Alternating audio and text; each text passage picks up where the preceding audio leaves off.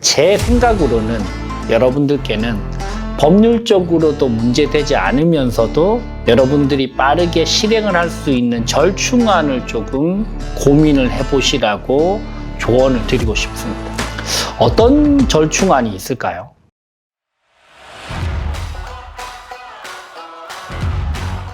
네, 안녕하세요. 스타트업 변호사 류지연 변호사입니다. 오늘은 여러분들과 함께 재미난 주제로 한번 이야기를 해보려고 하는데요. 바지 사장에 대해서 어떻게 생각을 하는지에 대한 부분을 한번 정리를 한번 해보려고 합니다. 꽤 많은 분들이 스타트업을 시작하실 때 아니면 사업을 시작하실 때 저한테 이런 질문들을 하십니다. 변호사님, 제가 지금 전면에 나설 상황은 아닌데 당분간만 바지 사장을 내세워서 사업을 한번 시작해보는 건 어떻게 생각하세요? 라고 질문을 하시는 경우들이 꽤 많아요. 최근에도 제 친한 지인도 그런 부분들을 물어보더라고요. 보통 이런 상황들은 왜 발생하는지를 보면 한두 가지 이유가 있을 것 같아요.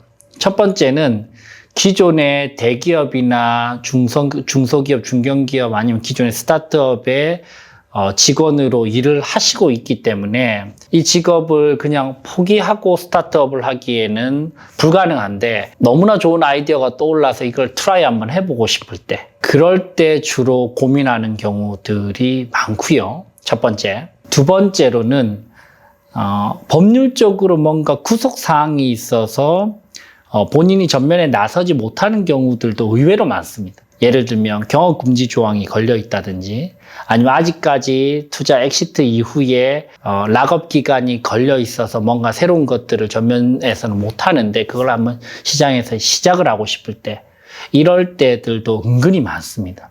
그래서 여러 가지 사유들로 본인이 전면에 나서지는 못하지만 지금 이 아이템을 시장에서 한번 실험해보고 싶다라고 생각하시는 분들이 많고, 이때 생각하는 게 주로 바지 사장인 것 같아요. 이 바지 사장이라는 게 어떤 의미죠? 바지 사장이라고 하면 그냥 겉모습만 사장이라는 그런 의미입니다. 그죠? 즉, 실질적인 주체, 실질적인 주주는 뒷단에서 숨겨져 있고, 대면적으로만 이 사람이, A라는 사람이 대표로서 역할을 하는 그런 경우를 우리는 보통은 바지 사장이라는 표현을 쓰는데요. 여러분들 한번 생각을 해보시죠. 여러분들은 어떻게 생각을 하세요? 여러분들은 바지 사장에 찬성하시는 편인가요? 아니면 바지 사장은 절대로 하면 안 된다라고 생각하시는 편인가요? 그리고 만약에 그렇게 생각한다면 실제로 이게 작동이 됐을 때는 어떤 방법들을 고민을, 특히 주의를 해야 될지에 대해서도 한번 떠올려보는 시간이면 좋겠습니다. 첫 번째, 바지 사장의 장점은 없나요? 바지 사장을 활용할 때의 장점, 한 가지 확실한 장점은 있죠. 바지 사장의 확실한 장점은 첫 번째, 어쨌든 빠른 실행이 가능하다는 거죠. 내가 전면에 나설 수 없는 상황이라서 꼼지락대고 있으면서 고민만 하고 있는 것보다 그래도 바지 사장이라도 내세워서 사업을 하면 어쨌든 내 아이디어를 현실화시켜서 한번 시장에서 부딪혀 볼 수 있다. 즉, 빠른 실행은 가능하다라는 측면에서의 장점은 있고요. 또 두 번째, 바지 사장의 장점은 본인이 법률적으로 드러나지 않음으로 인해서 표면적으로는 법률적 문제가 안 생긴다는 것을 장점으로 생각할 수도 있습니다. 근데 이 두 번째 케이스는 잘 생각을 해야 되고요. 이거는 표면적인 문제일 뿐이지 나중에는 더 복잡한 법적 문제가 얽혀질 수도 있습니다. 자, 장점, 확실한 장점은 빠르다, 신속한 실행이 가능하다라는 부분입니다. 단점은 어떤 것들이 있을까요? 단점. 사업이 안 돼서 망해버리면 그냥 그걸로 끝나고 아무도 주목하지 않고 신경 쓰지 않기 때문에 별로 문제가 없을 수 있는데요. 이 바지 사장을 내세웠을 때의 결정적인 치명적인 단점들은 사업이 본격적으로 잘 되기 시작하면서 발생합니다. 여러분들 잘 생각을 해보십시오. 사업을 잘 되게 만들기 위해서 우리가 사업을 하는데 바지 사장을 내세우면 사업이 본격적으로 잘 되기 시작하면 문제들이 발생합니다. 어떤 문제들이 발생을 할까요? 첫 번째는 이 바지 사장으로 내세운 A가 사업이 잘 되기 시작하면 컨트롤이 안 되기 시작해요. 바지 사장의 어떤 의미는 내가 원하는 대로 다 움직여. 너는 그냥 꼭두각시일 뿐이야. 라는 생각으로 바지 사장을 내세웠는데 이 사업이 점점 잘 되면 이 바지 사장은 이제 계속 착각을 하게 됩니다. 이거 나 때문에 잘 된 거지. 지가 한 게 뭐 있어, 뒤에서. 뭐 잔소리나 했지. 결국 내가 하는 것 같은데? 라고 생각을 하면서 딴 생각을 하고 본인의 역량에 대해서 과대평가하고 그러면서 급기야 바지 사장과 갈등이 불거지고 급기야 바지 사장이 이 사업을 똑같이 딴 데서 할 수도 있고 그냥 중간에 그만둔다고 할 수도 있고 이 바지 사장 때문에 발생하는 여러 가지 변수들이 터지기 시작합니다. 왜? 사업이 잘 되니까 이 사람의 자의식이 이제 과잉돼서 그러면서 컨트롤 불가능한 상황에 처해지게 되는 것이죠. 이게 바지 사장을 내세웠을 때 일어나는 전형적인 케이스고요. 두 번째는 더 복잡한 문제가 발생하는 시점은 이게 어느 정도 한 1년 정도 해보니까 될 것 같아. 내가 전면에 나서지는 못해. 예를 들면 나는 S기업에 다녀. 나는 H기업에 다니고 있어. 전면에 나서지는 않는데 바지 사장을 내세워서 한 6개월 정도 해보니까 이게 진짜 될 것 같아. 그러면서 초기에는 자금이 넉넉하지 않으니까 정부 지원 사업, 초기 창업 패키지나 아니면 예비 창업 패키지 아니면 또 기타 여하의 정부 지원 사업에 지원을 하거나 아니면 신보나 기보 등을 통해서 대출을 좀 받아야 되겠어 라고 생각하는 순간 그때부터는 진짜 크리티컬한 법률 문제가 생겨나기 시작합니다.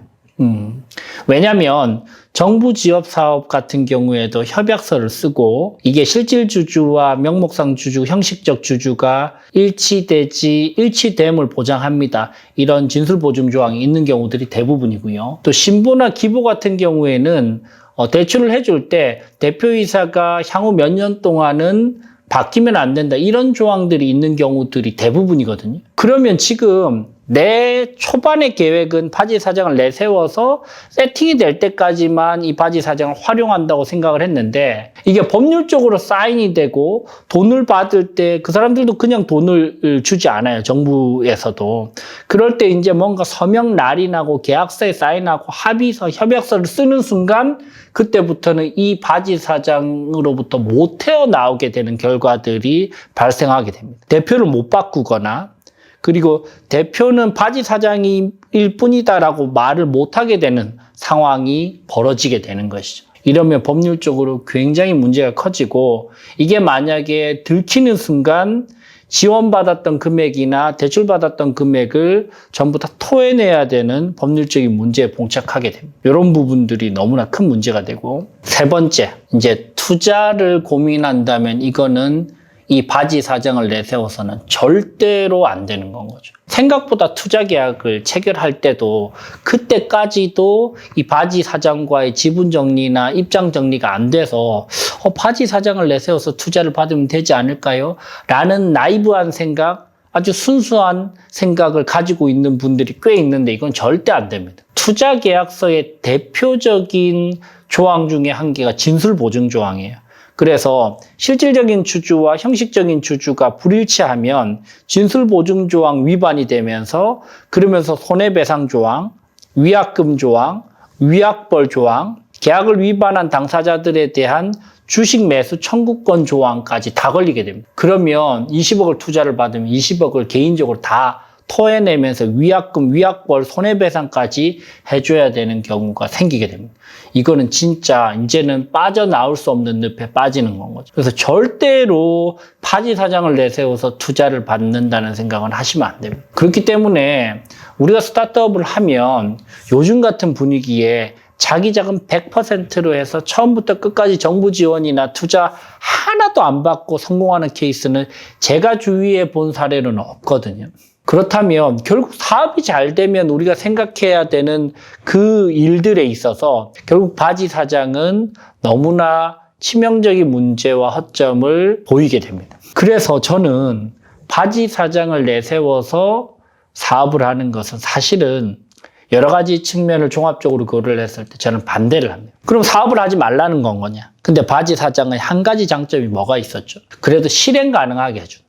그래도 빠르게 내가 시장에서 테스트해보게는 해준다라는 부분이잖아요. 그래서 저는 제 생각으로는 여러분들께는 법률적으로도 문제되지 않으면서도 여러분들이 빠르게 실행을 할 수 있는 절충안을 조금 고민을 해보시라고 조언을 드리고 싶습니다. 어떤 절충안이 있을까요? 저는 두 가지로 여러분들께 나누어서 좀 설명을 드리고 싶은데요. 첫 번째는 바지 사장을 그대로 내세웠을 경우, 두 번째는 그 바지 사장에게 바지 사장, 형식적으로 껍데기만 있는 바지 사장이 아니고 한 5에서 10%의 주식을 주고 실제로 사내이사로 등재도 시켜주고 그러면서 본인이 실질 주주이면서도 전면에 나서서 일을 할 수 있되 나는 후면에서 지분을 가지고 움직이는 그러면서 내 사람을 장기적으로 만드는 이 두 번째 패턴을 추천을 드리면서 첫 번째 패턴과 한번 비교를 해보면서 설명을 드리고 싶어요. 첫 번째는 뭐였죠? 그냥 지분도 없고 너는 껍데기일 뿐이고 이름만 걸어놔라. 내가 알아서 뒤에서 다 하겠다. 이런 경우. 두 번째는 그게 아니고 그 A라는 친구에게 지분을 실제로 5에서 10% 정도 주고 그리고 그 사람은 본인이 내가 주주라고 인지하고 실제로 등기부등본에 사내이사로도 등재하고 그러면서 사업을 하게 하는 경우 이 두 가지 패턴을 한번 생각을 해보시죠. 여러분 이 첫 번째 패턴은 우리가 알아봤고 두 번째 패턴의 최고 장점은 뭘까요? 사업이라는 거는 결국 여러분들 아이템 비즈니스적으로 두 번째 자금, 세 번째는 사람입니다. 그죠? 어쩌면 이 세 번째 사람이 첫 번째일 수도 있어요. 결국 내 마음같이 한 마음으로 움직여 줄 수 있는 사람. 그리고 나를 위해서 나에게 마음을 쓰면서 일을 해줄 수 있는 사람이 내 편이 되어야 됩니다. 근데 첫 번째 케이스의 바지 사장은 결국 떠날 사람이고요. 이 사람도 본인 스스로 수단으로 활용되고 있다는 걸 알아요. 그래서 진심을 다해서 일을 할 수가 없는 구조입니다. 이거는 그 사람에게 왜 너 진심을 다해서 일을 하지 않느냐라고 하면 그거는 말이 안 되는 건 거죠. 자기가 바지 사장 만들어 놓고 본인이 그 구조를 짜놓고 왜 주인의식이 없냐 이런 소리를 하면 안 되는 건 거죠. 네, 근데 두 번째 케이스는 실제로 주인이 되게끔 만들어주죠. 실제로 주식도 주고 그 사람을 사내이사로도 등재를 시켜주고 심지어 투자를 할 때 투자 기회도 같이 주고 그리고 책임도 어느 정도 지게 해주고 그러면서 완전히 나와 한 편을 먹게 만들면서 나와 같이 움직일 수 있는 내 사람이 되게끔 만드는 그런 판을 만드시는 것이 훨씬 더 낫지 않을까라는 생각이 듭니다.